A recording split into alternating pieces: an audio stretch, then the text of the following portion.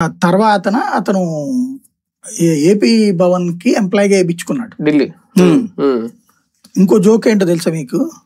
2025 వరకు 24-25 వరకు కూడా 23-24 వరకు అతనికి నెలకి 30,000 రూపాయలు జీతం వేసింది.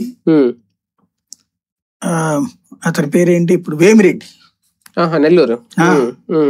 ఆయన సంస్థ నుంచి డబ్బులు వస్తున్నాయి అతనికి జీతం. మరి 23 నుంచి 24 వరకు అంటే వైసీపీ ప్రభుత్వం ఉంది. అదే కదా అనేది.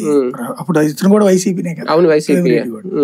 వేమిరెడ్డి వాళ్ళ ఎంప్లాయీగా ఉన్నాడు అతని రికార్డుల ప్రకారం అలా ఉన్నారేమో. అక్కడేమో దీనికి చేస్తాడు, ఏపీ భవన్ ఇన్ఛార్జ్ ఏం కాదు, ఏపీ భవన్ లో వన్ ఆఫ్ ద ఎంప్లాయీ చేసుకున్నాడు అతను. అతనికి నెలకి 60,000 రూపాయలు ఎంతో జీతం, ఏడాదికి 6 లక్షలు అనుకుంటే జీతం. ఆ జీతం లెక్కన అతను తీసుకున్నాడు, అతను నడిచింది. ఇప్పుడు ఎవరినన్నా అతను మేబీ దబాయించి చేసి ఉండొచ్చు, అతని వ్యక్తిగతం అవుతుంది తప్పించి. ఇప్పుడు భోలేబాబా దగ్గర డబ్బులు తీసుకున్నాడు, భోలేబాబాని మరి బ్యాన్ చేశాడు కదా వైవి సుబ్బారెడ్డి. మరి అతను డబ్బులు తీసుకుంటే ఇతను ఎట్లా బ్యాన్ చేస్తాడు? బేసిక్ గా సమస్య ఏంటంటే టెండర్లు మార్పించేయించి మళ్ళీ ఇప్పించారు వేరే డైరీకి ఈ అప్పందాన్ని ఆయన ద్వారా.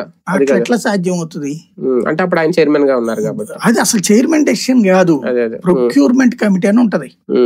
ఆ ప్రొక్యూర్మెంట్ కమిటీ అధికారులతో ఉంటది. ఇప్పుడు వెరీ సింపుల్ లాజిక్ అండి. దీంట్లో ఏంటంటే చాలా మందికి తెలియదు కాబట్టి ఏదేదో మాట్లాడేసుకుంటారు. సమస్య ఏంటంటే అవగాహన ఉండాల్సింది. ఒక డైరీ నుంచి అంటే మనకేమని అప్లై పెడతారంటే టెండరు, నాకు ఇంత నీ సప్లై చేయగలగాలి, చేయగలిగేవాడు నాకు రండి అంటారు. వాడి వ్యాపారం ఈ స్థాయిలో ఉండాలి అని పెడతారు టెండర్.